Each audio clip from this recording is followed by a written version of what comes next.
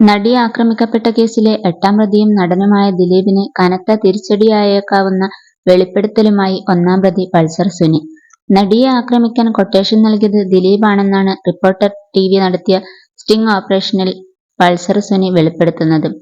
ദിലീപ് നൽകിയത് 1.5 കോടിയുടെ ക്വട്ടേഷനാണെന്ന് പറയുന്ന പൾസർ സുനി ഇനിയും 80 ലക്ഷം രൂപ തനിക്ക് കിട്ടാനുണ്ടെന്നും അവകാശപ്പെടുന്നു.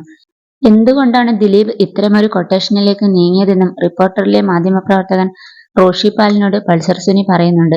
അതോടൊപ്പം തന്നെ കേസിലെ നിർണായക തെളിവായി മാറിയേക്കാവുന്ന ദൃശ്യങ്ങൾ പകർത്തിയ മൊബൈൽ ഫോണും മെമ്മറി കാർഡും സുരക്ഷിതമായിരിക്കുന്നുണ്ടെന്നും അദ്ദേഹം വ്യക്തമാക്കി. എന്നാൽ അത് എവിടെയാണെന്ന് തുറന്നു പറയാൻ പൾസർ സുനി തയ്യാറായില്ല. മെമ്മറി കാർഡിലെ ദൃശ്യങ്ങളുടെ ഒന്നിലേറെ പകർപ്പുകൾ എടുത്തിട്ടുണ്ടെന്ന നിർണായക വെളിപ്പെടുത്തലും 1ാം പ്രതി നടത്തുന്നുണ്ട്.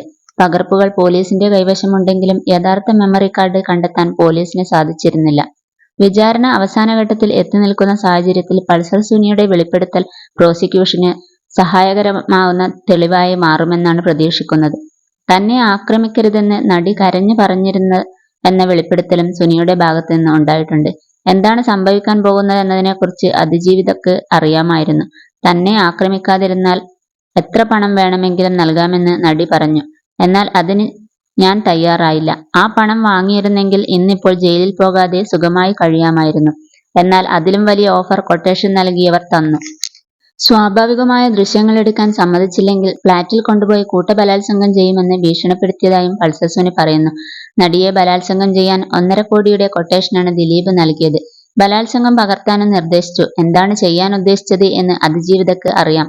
അതിക്രമം ഒഴിവാക്കാൻ എത്ര കാശും തരാമെന്ന് അതിജീവിത പറഞ്ഞു. ആ പണം വാങ്ങിയിരുന്നെങ്കിൽ ജയിലിൽ പോകാതെ രക്ഷപ്പെടാമായിരുന്നു.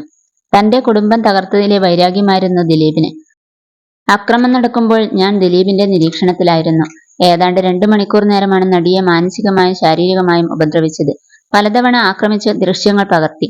ബലാത്സംഗത്തിലൂടെ അതിജീവിതയെ പൂട്ടുകയായിരുന്നു ലക്ഷ്യമെന്നും പൾസർ സുനി വെളിപ്പെടുത്തുന്നുണ്ട്. 2017 മുമ്പ് സമാനമായ രീതിയിലുള്ള കൃത്യം ചെയ്തിട്ടുണ്ട്.